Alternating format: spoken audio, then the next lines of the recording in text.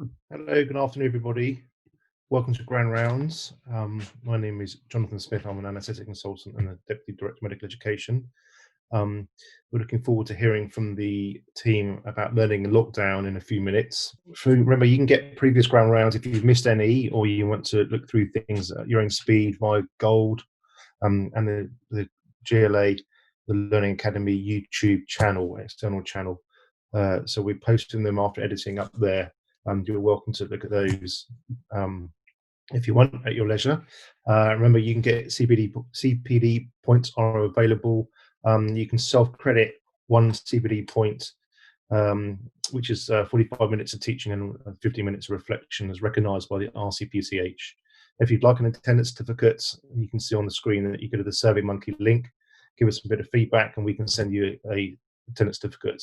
When we go on to our first speaker, I want to introduce Sherry Lee, who's been our a postgraduate education fellow for some time now, and she's also an accredited anaesthetist, pediatric anaesthetist with us here. So she's going to introduce the panelists as they come up, and they're all going to talk about various aspects of learning in lockdown. So thank you very much. Over to you, Sherry. Hello, everyone. I'm Sherry. I'm Education Fellow at PGME, and I'm going to talk about medical education during the lockdown. And we invited a 5 group of speakers within Trust to share their medical education journey since the lockdown. So 2020, what a year we will remember. In January, we know China is in trouble. By the end of February, we know a pandemic is coming.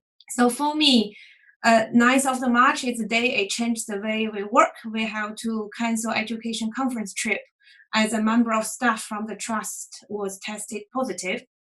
And the next few weeks activity, we aim to upskilling staff, and the next couple of days, all the non-essential teaching within the Trust were cancelled, and we have sent medical students home to reduce risk of transmission. And the next couple of weeks, we aim to support upskilling of the staff in the Trust in preparation for the COVID pandemic. And by the later half of the April, we are reconsidering to restart some normal teachings. As inspired by a lot of colleagues within the Trust, we already started some departmental teachings. So we were granted extended Zoom account to support teaching on the 24th of April. And we launched our first Zoom version grand round on the 28th of April. And the next day, we hosted the first regional pediatric teaching for North Central London. So it's from then on, there's a huge boom within the digital learning within the Trust. So far, we hosted 142 hours of teaching, 93 events, and had over 5,000 attendees, and also hosted 2 study days. And we have 2 very exciting conferences coming up. One is GOSH Summer School, which is actually happening next week. It's a 4-day conference aimed at medical students and foundation year doctors, aimed to inspire them into a career of pediatrics. We had 500 participants book onto the course, which is amazing. And we also have the forthcoming GOSH conference on the 20th of November, where all teams within GOSH bring together to share their activities and achievements in this year. There will be a lot to share with, given what's been through in 2020. So teaching demand is actually even higher during a pandemic, to start with upskilling all the staff within the Trust, to continue share COVID-related knowledge and practice. And it's also good for staff well-being to feel connected within the Trust, given the social distancing and isolations. So talk about grand round in a grand round, because it's one of the most successful education projects we roll out in digital learning since the lockdown. So previously we had a face-to-face attendance around 10 to 30. But as you can see, the first virtual grand round, we have attendance for the second one nearly 500, and not counting the screen share. So the actually removal of physical barrier has increased attendance. In addition to, we actually very lucky work with field experts within Trust, so we can get very talented people come to present at our grand round. And also we maintain the connectivity and the interactivity with moderate Q&A to create a positive learning atmosphere, and some good dose of humor at the end is always additional point for grand round. So advantage of online teaching, it fulfills the social distancing rules. It's ubiquitous. You can access anywhere with a digital device with Wi-Fi and the Zoom account. It's flexible and accessible both for attendees and for speakers. For example, we're able to invite speaker from America a couple of weeks ago talk about social media, which won't be possible on a face-to-face version of the grand round. Also, the upper limit for attendees much higher. With current PGME Zoom account, we can host up to 500 compared to the previous capacity of Western House of less than 100. So the disadvantage of online teaching, so data security is paramount. The trust has a digital learning policy with a checklist to make sure patient detail has been protected, has been anonymized, and make sure the data security being safeguarded. And also all the recorded will be consented from the speaker. The requirement for speaker for online teaching is actually higher because it feels like a one-direction dialogue. The speaker need to engage all the attendees, and with lack of direct audience feedback, additional means such as question, answer, chat function has to be utilized to maintain the bridge between the speaker and the audience. And this can sometimes lead to a speaker task overload. And we always recommend to have a moderator to offload to ensure the speaker can concentrate on the content, with the moderator building the bridge between the speaker and attendees. So given such a huge increase in online learning activity, so I went on some research, found a meta-analysis and systemic review to compare a webinar to a face-to-face classroom instruction or asynchronous learning management system. And the result is positive. It found to be more effective than both means. The difference is trivial, but it's reassuring to know that. So finally, the future. I think there's a great amount of digital learning actually open up some opportunities within us. There can be a cross-specialty learning opportunity for junior doctor to delve in the Zoom teaching from a different specialty of their interest, open up a huge learning resource for medical students once they can come back to join us again. And the next phase is come to the next level of digital learning to have patient participation. So I found there's some also leading actions across the continent. So Dr. Lee Godell, he is intensivist working in Johns Hopkins Medicine. He wearing a cell phone underneath his protective hood, so he can remote teach medical students to follow him along live in a word round. And finally, all the digital learning, we can create a vast online resource for people to look at information such as Grand Round. It's available at the GLA YouTube channel. You can look at the content if you're available during the actual time of the teaching. So last slide. So the final message is PGME, we're here to support you if you consider starting some medical teaching programs or study days. Do be in contact. And that's the end of my presentation.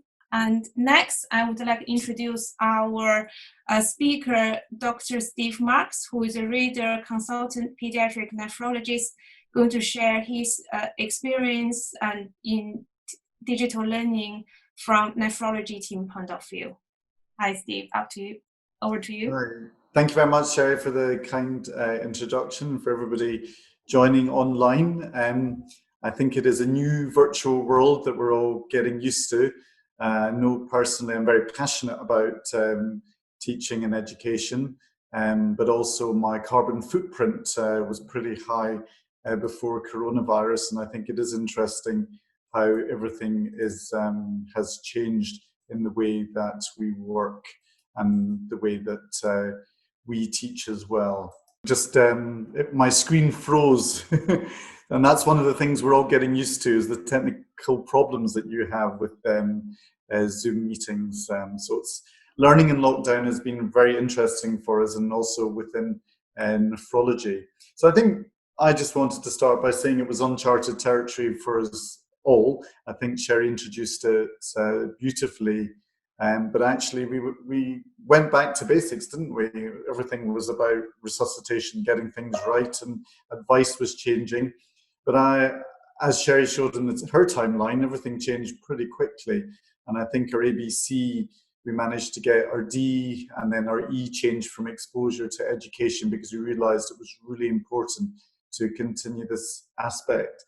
And when I was writing this talk, it took me back to our discussions earlier in the year, in February, when we were talking about, will we have our 2020 program in nephrology? It's our annual international meeting at the Institute of Child Health.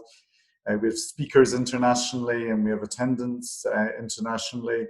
And it was interesting because as everything has changed over time, what Grosh was saying was different from University College London. But as you can imagine, with the date, the week after lockdown, it didn't happen. So on the 23rd of March, this young man told us that we were going to be in trouble. Many of us thought lockdown should have happened even earlier, but we knew that our life was going to change. And if I'd shown the symbol to you in January, how many of you would have known what it was, or that it actually your whole life was going to change and move over to Zoom, although some use other platforms such as Microsoft Teams.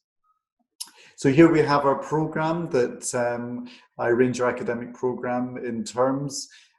We always have an interesting time with both educating the juniors, which was on Tuesday afternoons, on Thursday mornings, and we had Thursday afternoons, which had been our Tuesday afternoons for our whole team to have an academic program. And as you saw on that timeline, we started doing our meetings on the same day as the first grand round, which was on the 28th of April. And I quickly set up, once we had the additional licenses, to have Zoom meetings really. And instead of doing the juniors being taught on a Thursday morning, many of them had been redeployed, and that timing didn't suit many of the teams around the hospital. So the Thursday mornings became, the Tuesday afternoons, Thursday mornings became Tuesday afternoons, and we kept our Thursday afternoon academic teaching that we'd done.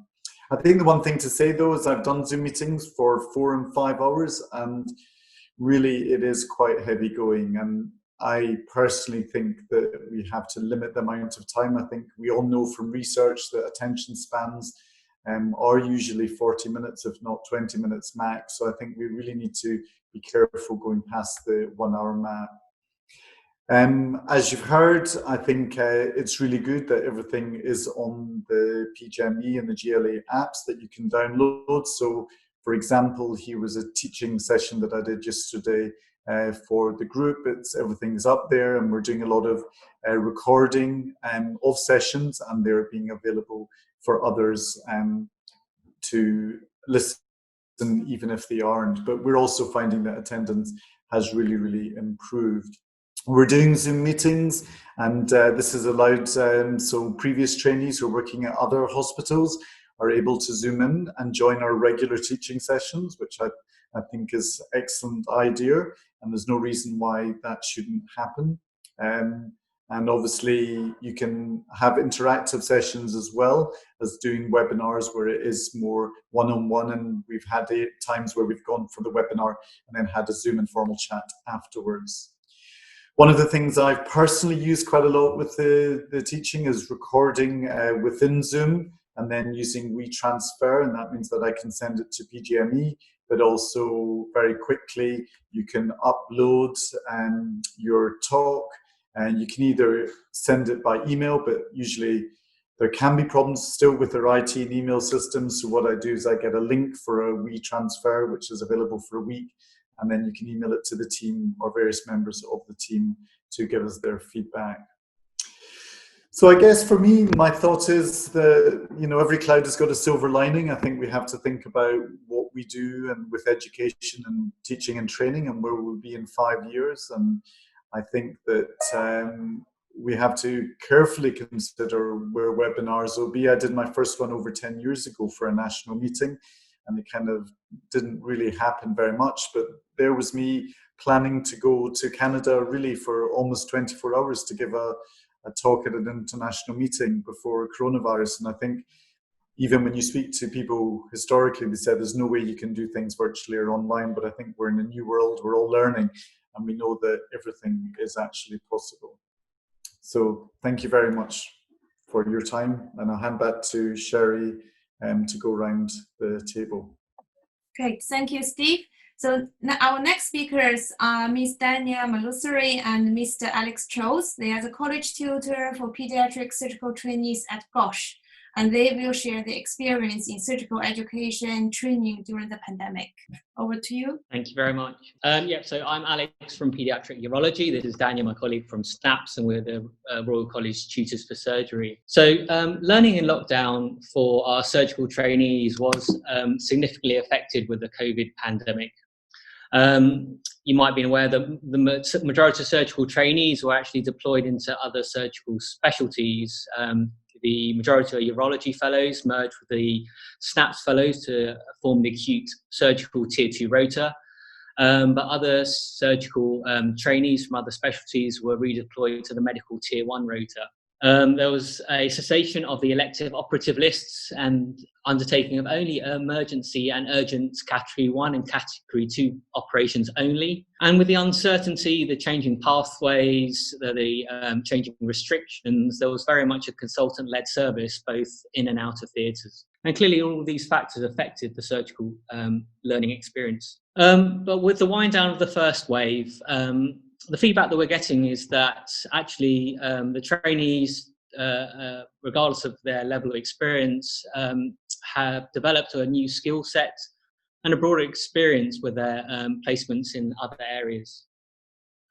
What was fascinating and fantastic to see was that the trainees in a different team and different specialty were so well supported, and clearly this is a vital component to allow them to learn. But they were also part of the original team, and each of the specialties, the trainees and consultants kept in touch. And following on from this, and with Dhanya's lead, we reinstated the local teaching sessions with the help of PGME to run this virtually with weekly SHO and surgical registrar teaching. This is a snapshot of a teaching session for the acute surgical urology trainees, hosted by Mr. Cherian, and MCQs on cloacal anomalies. I don't normally take photos, but this was on a 10 o'clock on a Friday evening, which shows the dedication for people to teach and learn.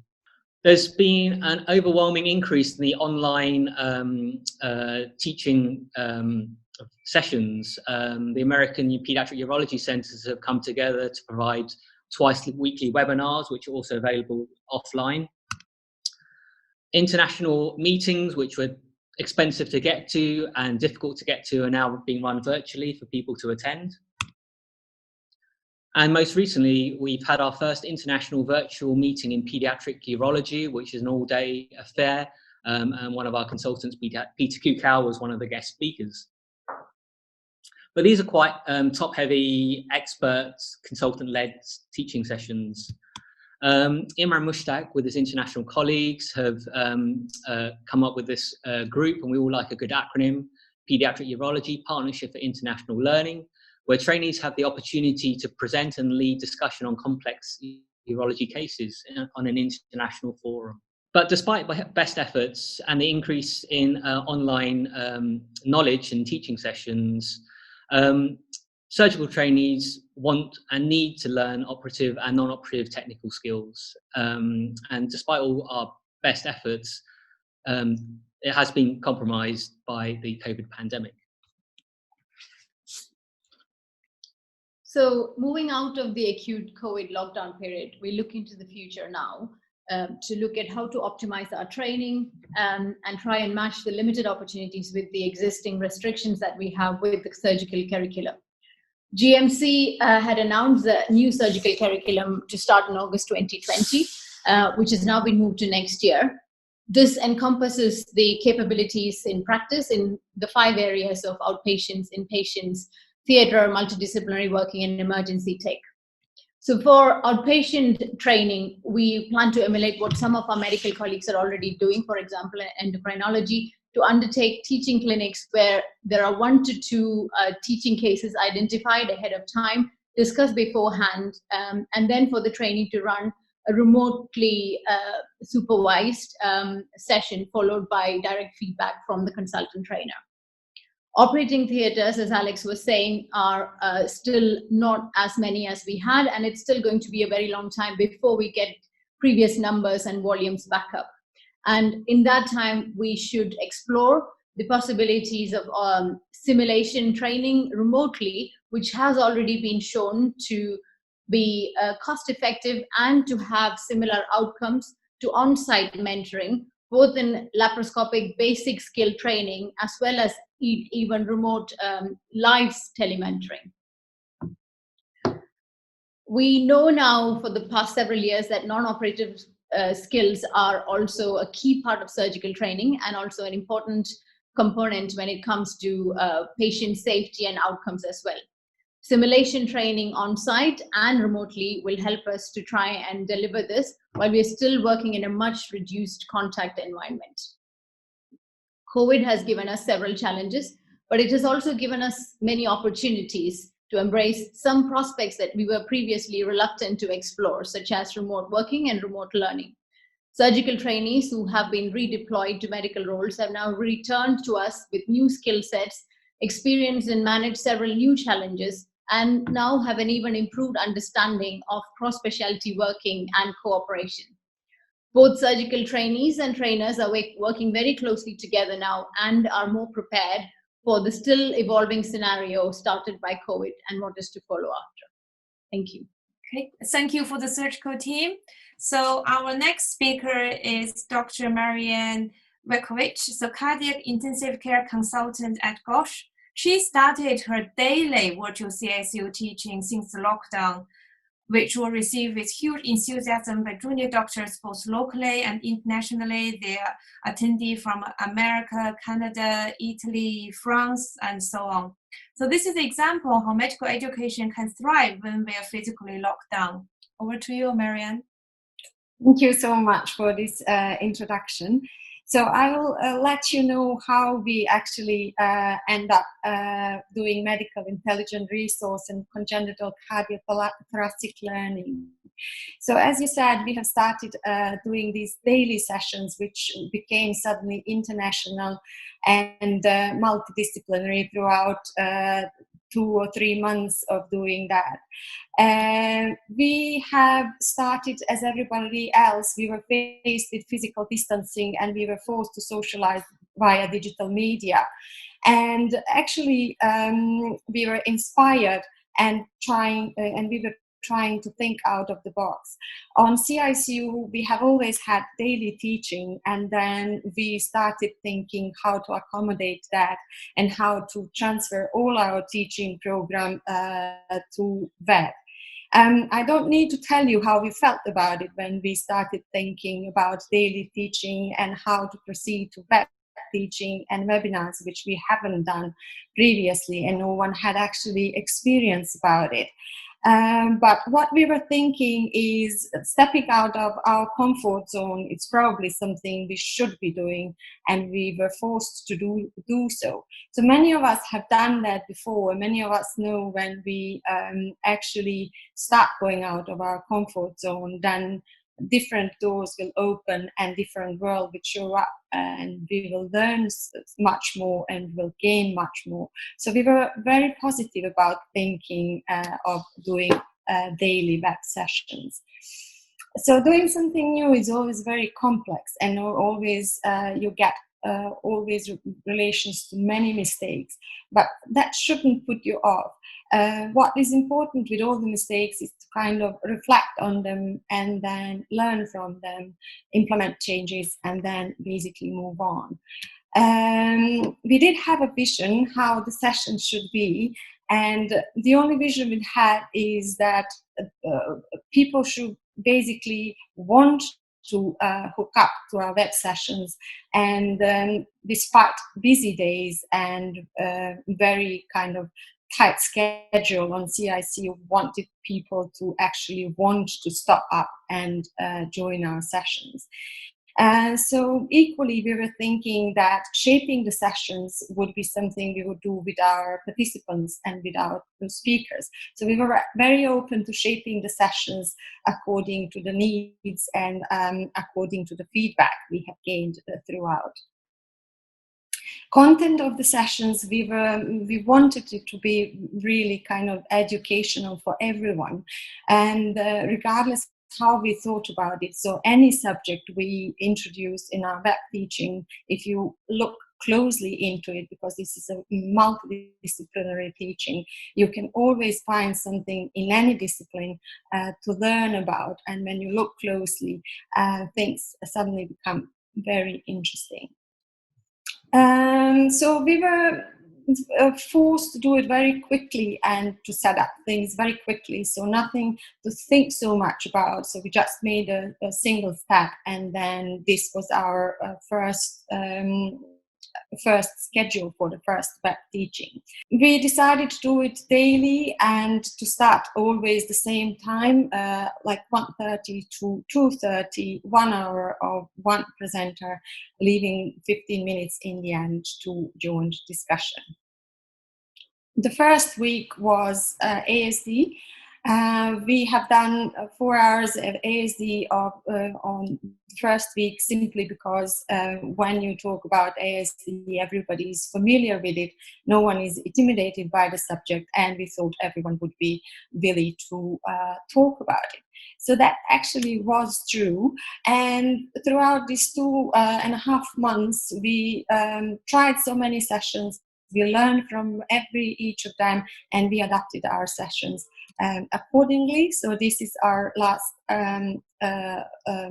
template, stating where to call us, when to hook up on the Zoom sessions, and what the next period would bring us, so people do want to join us in the next period as well. And this is only the example of one of the last sessions we have had, and how complex they actually can be in the end. I can only say that we have had great help and collaboration with the Gotch Learning Academy, and we were growing with the time together with Gotch Learning Academy, making different consent forms, making sure that paperwork and bureaucracy is okay before presenting on our web sessions. So we have learned a lot about moderating. In the beginning, we basically didn't know so much about moderating. We were as well making some mistakes during moderating, and then in the end I thought, okay, we have to learn something about moderating. So I've been in contact with my friends who are TV hosts, radio hosts, asking for some tips or whatever I could gain, books, Googling about it. And then we have now developed tips for next presenters. For example, increasing online visibility is what is helping a lot. That means that your camera has to be turned on the whole time. We have to contact our presenters and our participants via chat, talk to them briefly, smile to them, and make them feel comfortable. Many of the participants are actually doing many other things while they are watching web sessions. Some of them are sending emails, some of them are texting, some of them are playing video games, and some of them are actually exercising. And it's not something you should be frightened of or intimidated by. That's basically human nature, that we can concentrate a certain amount of time, and other amount of time we are actually doing something else. And that's how it is. We can't change it. We can just hope that they will get something out of our teaching in the end anyway. So I realized during these web sessions that my voice has really a power.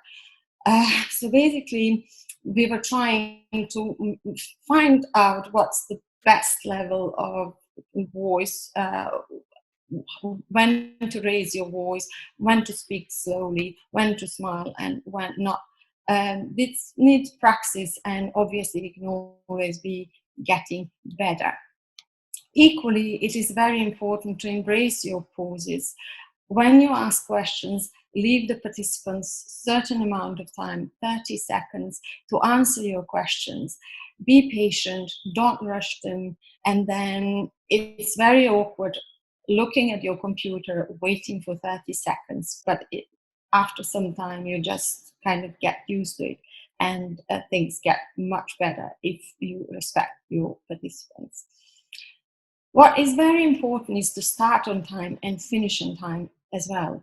So that shows respect, and they would equally like to join you again if they are not rushed or if they are not late all the time. So your participants will be really appreciative of that. So what is going to happen in the future? So currently we have, I think, around 60 talks we will upload on the Gotch internet site. And then we were thinking about increasing the amount of the participants and making different web sessions out of it, maybe longer, maybe shorter, and making some variabilities. So we have to expand our team. We would like all of our colleagues who want to participate then to join us, and we will jointly make this program much bigger than it is currently. We have to embrace variability of the program, and that's what we have been doing and will continue doing it in the future. So thank you so much for this nice invite I have had. And if you have any questions or any queries, please do email me and we can always talk about it. Thank you so much. Thank you, Mirjana. So I'm going to introduce our next speaker. They are from Healthcare Science Education Team, Anthony de Souza and Victoria Heath. So the Healthcare Science team were faced with extensive increase in demand during the COVID pandemic and needed to adapt at a pace to deal with the increased demand. Now they will share their experience on how they went about dealing with such increase with such a short notice. Over to you, Anthony. Hi, yeah, my name's Anthony, and I'm just briefly going to talk about the creation of the SARS CoV2 testing service. So the aim of this was to create a screening service that runs parallel to patient acute testing. And one of the advantages of this was that it could be scalable, so we could increase testing without kind of depleting staff or reagent resources on the patient testing side. So me and Victoria's role was to coordinate the education for these volunteers that we were recruiting from our academic partners. So this involved kind of scouting out with our academic partners to look for scientists that would be interested in volunteering and working on this screening service. So we got 150 volunteers come forward, which we then had to triage and see if their skills met what we needed. The next step was onboarding staff. So this involved getting their occupational health declaration sorted, access to EPIC, door access to multiple buildings, liaising with HR of all organisations to sort out their contracts, creating an induction pack, a local induction, as well as organising lab induction. So it was pretty involved. And considering we were redeployed from our other roles, it was definitely a challenge, but I thought we met that. So the technical training was done by the research team, by the molecular service, and one of the main advantages of us sorting out all the onboarding and all the kind of coordinating type things was that this allowed them to validate and continually improve their PCR assay, which kind of bought them some time to move on. So we learned quite a lot, and a lot of what we brought to the actual role that we did was using our skills from our time in Sierra Leone. So right, I'll stop there and I'll pass over to Victoria. Hi everyone. So across healthcare science, certain specialisms, particularly in pathology, saw a massive increase in workload due to the COVID-19 pandemic, which meant we had a real increased demand for newly qualified scientists, most of whom would have finished their undergraduate degrees around now. So our regulatory body, the Health and Cares Professions Council, set up a temporary registration so we could get students on and ready to go. But I also did a lot of work with the National School of Healthcare Science, who are responsible for carrying out endpoint assessments for the apprentices that we have at levels band 2 to band 6 across the country and getting them fully qualified. So we developed remote assessments that could be carried out via Teams or Zoom or anything available. The observation sections were replaced with signed witness statements from their training officers. The assessed exam portion of the assessments was done in advance, and then the exam papers were sent over so they could be marked remotely. And then all of the professional discussion section was still done via Zoom and remote. The Institute of Biomedical Science, who do all of the biomedical science lab staff assessments, have fully converted to remote, and they don't actually intend to go back to on-site visits, which is great. So we do an awful lot of outreach work within healthcare science, and we are a relatively unknown group of professions. So outreach is essential not only to improve scientific literacy in the general population, but also so that we can continue recruitment. And not carrying this out during the pandemic would have had a potentially large impact on some of our professions going forward. So we did a whole collection of new work. So we made massive use of social media. We have done Twitter Q&As and Twitter chats. There's actually an IBMS chat on COVID-19 antibody testing at 8 o'clock tonight. We engaged with the Trust social media team, who were wonderful and did for Healthcare Science Day, did a whole load of profiles for us so we could show some of the work that's being done. We normally take 100 Year 10 students from widening participation criteria for a week-long work experience program in June. Obviously, you can't have 100 Year 10 students on site, so we have taken 4 Year 12 students instead, each of whom are going to carry out a remote research project for us, which is new for Gosh and very exciting. The slightly unusual one. So I do a fair amount of stand-up comedy sets for science themes, and we have moved those online under the name of Science Shut-In. So we're still engaging with people in different areas who may not necessarily come to other types of work experience. We've done a lot of school talks and STEM career development talks using remote schools. There have been blog posts, and we've had quite a lot of media engagement. So our lead scientist has had an article that has been published in at least 4 continents at this point, including most of the UK media, which has been brilliant. Right, back to me. So quickly, I'll just talk about our video tours. So these were implemented to address an uptake and interest in the labs. People wanted to see what the labs looked like, what we did, basic things like that. So our initial video lab tours were quite kind of bare bones, but we are working to get an RC Path grant to get some professionally made ones. So I'll just share with you one of the ones we shared out on Gosh Comms via Twitter and other social media, which was really good because it showed to the public as well as other staff groups what we did in a very easy to digest basic form. So I'll just share that now with you. Welcome to the Immunology Laboratory. Immunology is a study of how our body fights infection. So today we're going to take you on a little tour of the Immunology Laboratory to understand how we process samples and the different types of cells that help our body fight infection. When the samples are received in specimen reception, we check the demographics on the sample tubes and then we put them into EPIC.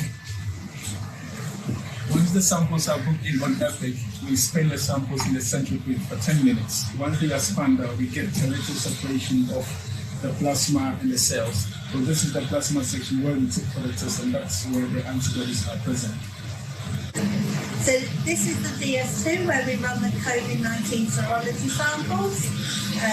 And if you have a positive result, it indicates that you have had COVID in the past. In our blood, we have different types of cells that fight infections. We have T cells, natural killer cells, and B cells. And all of these together fight bacteria, virus, and fungi, so we stay healthy. However, not everyone has those. So this child has T cells and natural killer cells, but there are no B cells. So they get infections with bacteria, and we give them special medicine so they don't get those infections. And that way they can stay healthy. So you can see how the videos can be quite effective. And this is something that can be taken up by other departments that feel that, you know, maybe they need more kind of visibility within the hospital. Thank you. Thank you, Anthony and Victoria. Very impressive work and enjoying the video. So finally, we have got Pratheeban Nambyiah. He's an anesthetic consultant at GOSH and he's a lead for SIM development. He will speak about future plans and new directions for simulation. Over to you, Pratheeban. Thanks, Sherry. So my name is Pratheeban. I'm one of the medical leads for simulation here. And this is the rest of our team. So it's fair to say that when COVID happened, we were faced with a number of challenges. Any of you who've been to our centre know that it's quite a small space. We lost our ability to host external candidates. There were lots of new people coming into GOSH, and lots of the people who were here were doing very unfamiliar things. And so we spent the early part of the COVID period being involved in upskilling sessions for staff, although I really hate that term, and my one wish for the next phase of this is that we lose it and go for skill diversification instead. We were also doing lots of in situ simulations, which are simulations that happen within the clinical space. And we helped various departments within the hospital write new protocols to cope with the new ways of working. And we were involved with some interesting sort of side projects, such as helping the ENT team map patterns of aerosol dispersion within operating theatres. So now that initial phase is done and we are sort of dealing with the new normal. And for us, many of the same challenges still remain. So we still have a small space. We still can't have external candidates, and there are still lots of people doing unfamiliar roles and lots of new ways of working. So we are trying to go back to basics and asking, how does learning happen in simulation? So learning happens because of deliberate practice, and we also know that learning happens from debriefing, constructive debriefing. Now that's the therapy part of simulation. That is where performance is analysed to get at the mental model, and then that mental model is worked on and reshaped so that future performance is enhanced. And by doing this, we hope to improve technical skills, but also non-technical skills, things like teamwork and leadership and situational awareness. So to get to all those different facets, we're looking at a number of different solutions. We think part task trainers will probably be used more often. And those are things such as, for instance, laparoscopic skills that Dhanya spoke about earlier, or echocardiography skill stations, and there's an example of that on your screen at the moment. These are very good for technical skills, but we need other methods to get at probably the non-technical skills. We are looking at making greater use of immersive media. One of our ideas is to record the simulation sessions that we do and broadcast them for people to consume who may be in remote locations. This, for instance, looks like a fairly normal video. until you realize that I can do this. So this is a 360-degree video, and I think you'll agree it makes you feel much more part of the action. And these are great because they can be annotated and annotated with links to external resources or other information. And you can interact with it either, as I'm doing now, on a desktop, or with 3D glasses and VR headsets, which make you feel even more part of that world. And we hope in future that people will be able to interact with our simulations using this kind of method. We've trialed a couple of VR options. This is Ava, our communication patient avatar. This is something that looks a little bit unusual, but essentially you have an avatar that's controlled by an actor using facial capture technology. And it allows learners to practice difficult conversations with children in a way that you can't really do with real actors. Lots of companies, as I'm sure you know, are getting into sort of true VR sim. And this is one example from a company called OMS. We're looking at these solutions. One of our challenges is making sure that it's really fit for our purpose as a specialist children's hospital, and exercise some quality control over it. And we can exercise some control over the way the software is developed, so it doesn't end up as a sort of white elephant behind walls of proprietary software. But undoubtedly, you'll be seeing more of this in trusts in the near future. Finally, we are trying to do a distance simulation, and I'm trying to get the term tabula rasa simulation attached to this. Tabula rasas are just blank slates, and our plan is to put our sim staff in the scenarios as blank slates, and to have them directed by learners who could be anywhere in remote locations. It's quite easy to explain in theory like this, but actually in practice it's a bit more difficult because it requires lots of reliable AV feeds working in parallel together. So we're trialing this at the moment. Again, it's something we hope to roll out in the next few weeks. That's pretty much all I have to say. So thank you for listening. If you have any queries or suggestions, we'd love to hear from you. Thank you, Pratheeban. And thank you to all our panelists. That was a very interesting run through of a diverse group of learning styles and solutions to problems that we've got because of the lockdown. We've got a few minutes of questions, actually. We've got a few questions on the Slido, which are great, but we do need to finish on time because there's another webinar happening at 2. So I think from, one of the first questions that came up was, this all is amazing, and all the numbers of our attendees of teaching is increased. And why weren't we doing this before COVID came? Does anybody want to take that one? Hi. So I think from experience, we don't know what we can do, and we actually need this crisis to actually tell us we can do this. Before that, we're not aware of the software being so advanced, such as Zoom, that we can actually remain the connectivity, interactivity with the audience. And I know we have some ongoing webinar, especially from anesthetic, in the last couple of years, but it never sort of feel the need. We need to conduct in-house teaching through webinar, but this actually crisis has shown that we should conduct both if we can, because we're more inclusive with people who are not physically in the hospital, etc.